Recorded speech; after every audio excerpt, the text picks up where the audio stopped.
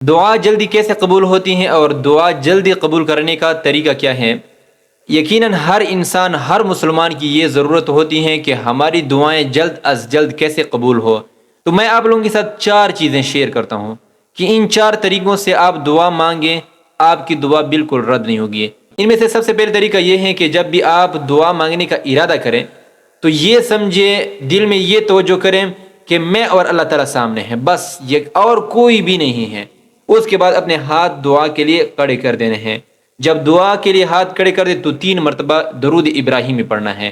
درود ابراہیمی کے بعد اللہ تعالیٰ کی خوبصورت خوبصورت صفات ناموں کا وسیلہ بنائیں اور اللہ تعالیٰ کی خوب بڑائی بیان کرو کہ یا اللہ تو رحمان بھی ہے، تو رحیم بھی ہے۔ ان تمام چیزوں کا خوب سے خوب صفات بیان کرنا کہ یا اللہ آپ نے ہمیں سب کچھ دیا اور تیرے بغیر ہمارا کون ہے، یہ چیزیں ہمیں کون دے گا۔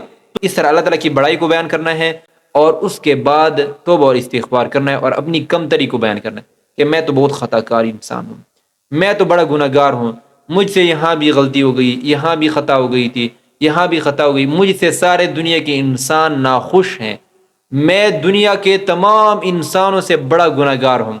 اس طرح اپنے آپ کو گناہ گار ثابت کر دینا۔ اللہ سے اس طریقے سے دعا مانگے تو اللہ تعالیٰ کو بھی اس بندے پر بڑا رحم آتا ہے۔ اللہ تعالیٰ کو تو معلوم ہے کہ کون کس طرح ہے، لیکن اپنی غلطی کا اقرار کرنا پھر توبہ کرنا، یہ شخص اللہ تعالیٰ کو بہت زیادہ محبوب ہے۔ اور اس کے بعد پھر اللہ تعالیٰ کی بڑائی کو بیان کرنا ہے اور اس کے بعد آخر 3 مرتبہ درود شریف پڑھنا ہے۔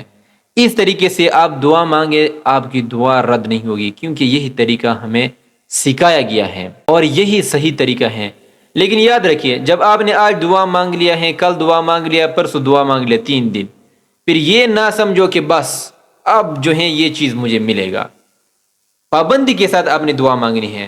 پابندی کے ساتھ دعا مانگو گے تو یا تو وہ چیز آپ کو اللہ تعالیٰ عطا کر دے گا، یا آپ کا دل سکون سے، اطمینان آپ کے دل کو مل جائے گا کہ یہ چیز میرے حق میں تھا یا نہیں تھا۔ یقیناً بعض چیزیں ایسے ہوتی ہیں کہ ہم تو اللہ تعالیٰ سے مانگتے ہیں، پھر بعد میں 1.5-2 سال کے بعد ہمیں پتہ چل جاتا ہے کہ یہ میرے حق میں ٹھیک نہیں تھا، شکر ہے جو مجھے ملا نہیں ہے۔